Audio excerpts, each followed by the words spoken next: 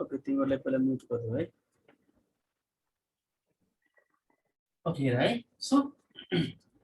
2 पछि जम्मा 4 वटा कुरा या त बी हुन्छ और v1 हुन्छ और ह्याफ प्लस v3 हुन्छ और ह्याफ b हुन्छ यो 4 वटा बाहेक अरु केही हुन सक्दैन अब कस्तो कस्तो कन्डिसनमा b युज गर्ने कस्तो कन्डिसनमा v1 युज गर्ने कस्तो कन्डिसनमा ह्याफ प्लस v3 कस्तोमा ह्याफ b त्यो सम्झिनु पर्छ EGMR को सट्टामा b लेखिन्छ v1 होस् v5 होस् और will प्लस v1 होस् यसको सट्टामा सिधै v1 लेखिन्छ मतलब v1 भए पनि v1 v5 भए पनि v5 v1 will plus v1 भए पनि v1 है अर्को v2 होस् या ह्याच प्लस v3 होस् या ह्याफ प्लस v3 यो सबैको सट्टामा ह्याफ प्लस v2 त्यस्तै was were has been have been यिनीहरु मध्ये जुन भए पनि हामीले have been मात्रै युज गर्नुपर्ने हुन्छ यो यसको फर्मुला हो है सम्झिराख्नुपर्छ तिमीलाई 4 वटा युनिटमा काम लाग्छ अब सिम को क्वेशन हेर कस्तो तरिकाले आएको छ त्यो सिम को क्वेशन को लागि तिमी ओल्डेज गोलबाट गर्दा नि हुन्छ या बुकबाट गर्दा नि हुन्छ यो 2.3 मा हेर त 2.3 छ नि लेसन यो 2.3 को जुन यो फर्स्ट क्वेशन छ त्यो र अर्को यसको प्र्याक्टिस को क्वेशन त्यो ठ्याक्कै एक्जाममा यही क्वेशन्सहरु आउने हो है यही क्वेशन्स यो भन्दा डिफरेंट क्वेशन नै छैन गर्दिएको छ के भन्दा जस्तै यहाँ भनेछ मिस्टर हार्वे अनि एक्जाममा मिस्टर एक्स राख्दिन्छ मिस्टर वाई राख्दिन्छ मिस्टर जेड राख्दिन्छ मतलब नाम मात्रै चेन्ज गर्छ क्वेशन्स त्यही राख्दिन्छ है त यही क्वेशन चाहिँ तिमी बुकको गरे पनि पुग्छ ओल्डेजले गर्दा नि हुन्छ तिमीलाई जता गरे नि हुन्छ है त यो गर्छ अब यसमा हेर क्वेशनमा छ के त दुई किसिमको क्वेशन छ एउटा क्वेशन यस्तो हुन्छ जसमा नाम दिएको हुन्छ र अर्को क्वेशन यस्तो हुन्छ जसमा नाम दिएको हुँदैन जस्तै यो फर्स्ट वाला जुन क्वेशन छ नि फर्स्ट वाला क्वेशन यसको युज तिमीहरु ओल्डेज गोलमा हेर्नु सिम्पली भनेको हुन्छ rewrite the following sentences or change the following sentences यस्ता लेखेको हुन्छ using सिम भनेको हुन्छ है कति ठाउँमा के गर्दिन्छ यस्तो सिम भनेको हुन्छ कति ठाउँमा यस्तो गर्दिएको होला टु बी गर्दिएको होला यस्तो तरिकाले क्वेशन दिएको हुन्छ अर्को तरिकाको क्वेशन है जस्तै यो एउटा त यो भयो जुन एकदम सिम्पल छ सिम्पली के गर्दियो rewrite the following sentences using seem अनि ब्र्याकेटमा टु बी दिएको छ र अर्को तरिकाको क्वेशन जुन यो छ नि सेकेन्ड वाला क्वेशन हेर सेकेन्डमा के भनेको छ here are something you have observed about Mr. Harvey ठीक छ यसरी गरेको छ अनि त्यसपछि अब talk about him using sim यसरी भनेको हुन्छ है त अब हेर यो दुवैको क्वेशन सोध्ने तरिकामा यसमा अलरेडी क्लियर भनेको छ here are something you have observed about Mr. Harvey mister Harvey भन्ने मान्छेको बारेमा तिमीले केही कुरा अब्जर्भ गरेको छौ मिस्टर हार्वे भन्ने मान्छेको नाम तोकिदियो भनेपछि यसमा कुनै mister X mister Y missus X missus Y mister Harvey यस्तो नाम भनिदिएको हुन्छ र त्यो मान्छेको बारेमा केही इन्फर्मेसन तिमीलाई दिएको हुन्छ है त केही इन्फर्मेसन दिएको हुन्छ त्यो इन्फर्मेसनको आधारमा त्यो मान्छेको बारेमा जज गर्नुपर्ने हुन्छ तर माथिवालामा के छ सिम्पली के भनेको छ कि यही सेन्टेन्सलाई लेख सिम युज गरेर अब क्वेशन के छ यहाँ माथिवालामा क्वेशन हेर त यहाँ दिएको छ जस्तै he is very friendly यस्तो क्वेशन दिएको छ है अर्को क्वेशन हेर 2 नम्बरमा he is not very rich यस्तो क्वेशन दिएको छ अर्को पनि गरौँ हैन जस्तै एउटा नेगेटिभ वाला ठुलो छ हैन जस्तै he कति नम्बर क्वेशन छ यो 5 नम्बर क्वेशन है he does not spend much time out of doors हैन आउट अफ डोर्स यसरी दिएको हुन्छ अब यस्तो क्वेशन यसमा दियो मतलब सिम्पली एउटा सेन्टेन्स दिएको छ ठीक छ यस्तो क्वेशन यदि आएको छ लास्टमा भनेको छ सिम युज गर अनि त्यहाँबाट ब्राकेटमा भनेको हुन्छ टु बी। यसको मतलब के बुझ्ने, सबैमा टु बी लाग्दैन। टु बी लाग्नको लागि के कन्डिसन हुनु पर्यो, क्वेशनमा इज एमआर हुनु पर्यो। इज यसमा छ टु बी लाग्छ, यसमा इज छ टु बी लाग्छ, यसमा इज छ छैन, यसमा टु बी लाग्दैन। त यहाँ झुकिनु हुँदैन है, क्वेशनमा झुकाएको हुन्छ। सिम टु बी भनेको हुन्छ तर टु बी सबैमा लाग्दैन, यो सम्झिराख्नु। टु बी इज एमआर भएकोमा मात्रै लाग्छ। अब यसलाई बनाऊ, यसलाई बनाउन एकदम सजिलो छ। के गर्ने, सिम्पली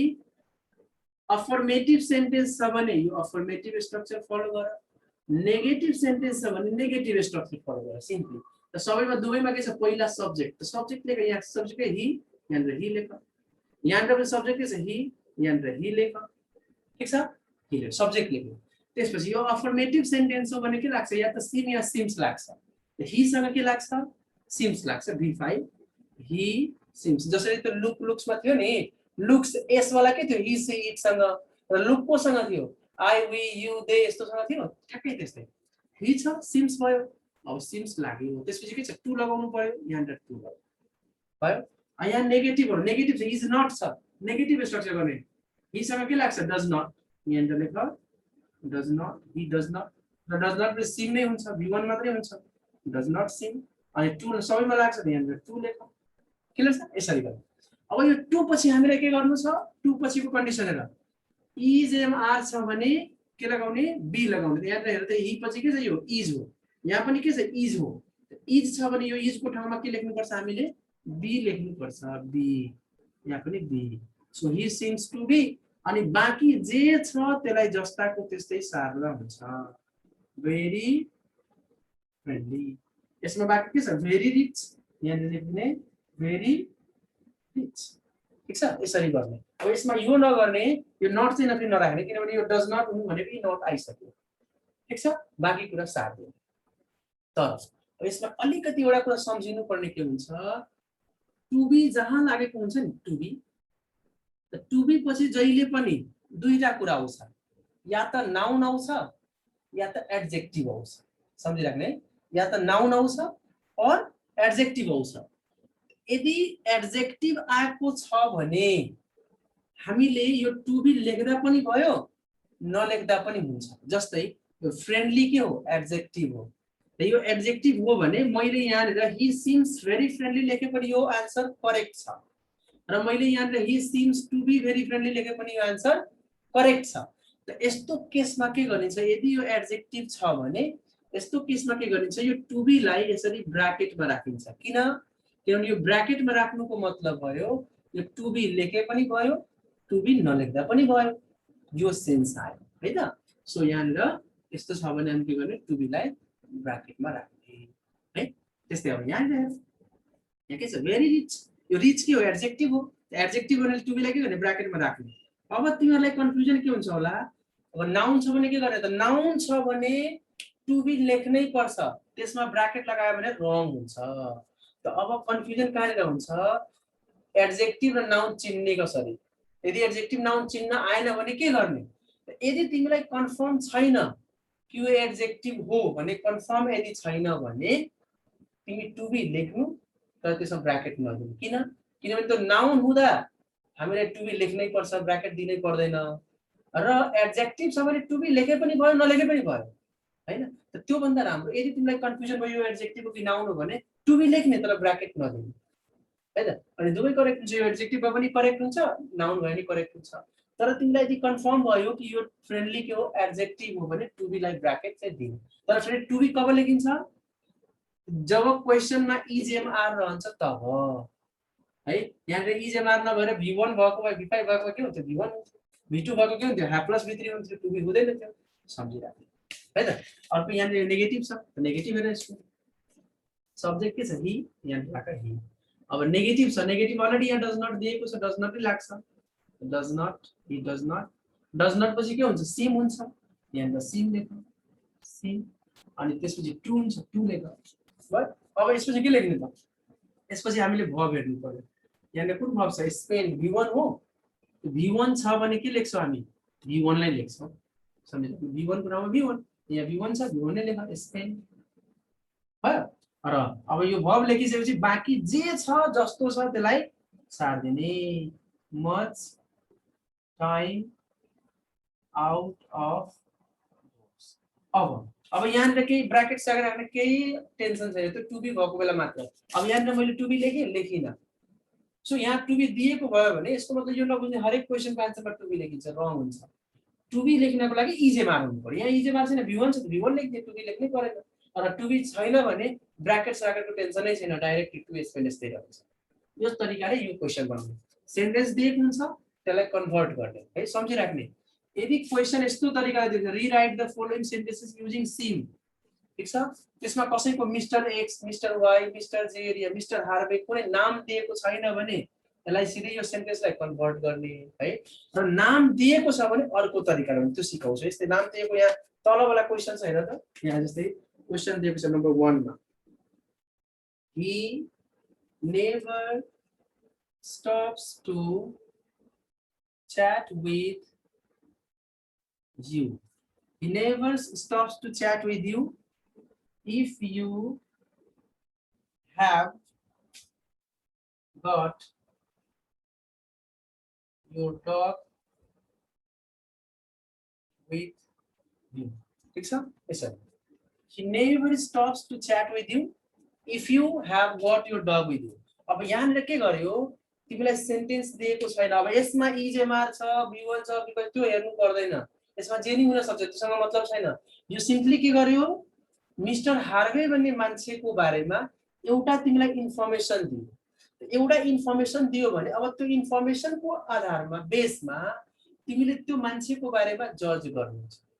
कि त्यो मान्छे के छ या कस्तो छ नेगेटिभमा पोजिटिभमा या जे पनि यहाँ सेन्टेन्स अलरेडी नेगेटिभ थियो नेगेटिभ पोजिटिभ त पोजिटिभ किन त्यो अलरेडी यो जजमेन्ट थियो यहाँ जजमेन्ट छैन अब आफूले जजमेन्ट गर्नु छ जुन पनि स्ट्रक्चर हुन सक्छ जे पनि हुन सक्छ पहिला माइन्डमा सेट गर के गर्ने पहिला क्वेशनलाई बुझ त्यो क्वेशनलाई बुझ्दा त कसको ही भनेको मिस्टर हार्वेको बारेमा एउटा के इन्फर्मेसन दिएको छ he never stops to chat with you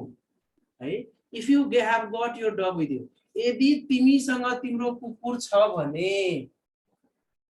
कहिले पनि तिमीसँग रोकेर कुरा गर्दैन यदि तिमीसँग तिम्रो कुकुर छ भने कहिले पनि तिमीसँग रोकेर कुरा गर्दैन कसको बारेमा कुरा गर्दैछ मिस्टर हार्वेको बारेमा सपोज म तिमीलाई भन्छु कोही तिम्रो साथीको बारेमा भन्छु ए त्यो त तिमी हातमा कुकुर लिएर हिँड्दा त्यो त तिम्रो नजिक उड्दा पनि हुँदैन त्यो रुक्दा पनि रुक्दैन भाग्छ यसको मतलब तिमी के बुझ्छौ त्यो मान्छेको बारेमा तिम्रो माइन्डमा के आउँछ त्यो मान्छेको बारेमा तिम्रो माइन्डमा जे आउँछ त्यो सेन्टेन्स तिमी यहाँ रफमा लेख त्यो मान्छेको बारेमा के आउँछ होला जस्तै मेरो माइन्डमा आउँछ होला he is afraid of dog उ कुकुरदेखि डराउँछ he is afraid of dog माना मेरो माइन्डमा यहाँ यस्तो कुरा भने त्यो यसमा त कुकुरदेखि डराउँछ त्यो भयो अर्को कसैले यो पनि सोच्न सक्छ नेगेटिभै सोच्न सक्छ he does not like dog उलाई कुकुर मन पर्दैन त्यही भएर पनि रोक्दैन होला कुकुर मन पर्दैन त्यही भएर रोक्दैन होला so he does not like dog कसैले यो पनि भन्न सक्छ अफर्मेटिभमा he hates dog कुकुर घृणा गर्छ कुकुरलाई मन पराउँदैन he hates dog अफर्मेटिभ गर्न सक्छौ नेगेटिभ गर्न सक्छौ जे पनि यो सेन्टेन्स पढेपछि तिम्रो माइन्डमा त्यो मान्छेको बारेमा जे इमेज आउँछ त्यो एउटा सेन्टेन्स यहाँनिर लेख्नु र जे कुनै एउटा नेगेटिभ पनि हुन सक्छ अफर्मेटिभ पनि हुन सक्छ यो रफमा यो आन्सर है रफमा र के गर्ने रफमा लेखेपछि यसैले अब यो स्ट्रक्चरमा कन्भर्ट गर्ने फर एक्जाम्पल मैले सोचे ही इज अफ्रेड अफ डग यो मैले अफर्मेटिभमा सोचेको छु त्यसलाई अफर्मेटिभ स्ट्रक्चरमा यहाँ कन्भर्ट गरेर लेख्छु सब्जेक्ट ही राखेको छु यहाँनिर ही लेख्छु अफर्मेटिभ छ हिसँग के लाग्छ सिम्स लाग्छ सिम्स लेख्छु सिम्स पछि टु हुन्छ टु लेख्छु यहाँ मैले इज लगाएर सोचेको छु इज सोचेको छु भने बी गर्छु हैन अनि बाँकी जे छ त्यो लेखिदिन्छु afraid of dog he seems to be afraid of dog माना मैले यो सोचेको छु सेकेन्ड वाला he does not like dog नेगेटिभमा सोचेको छु the negative sentence he does not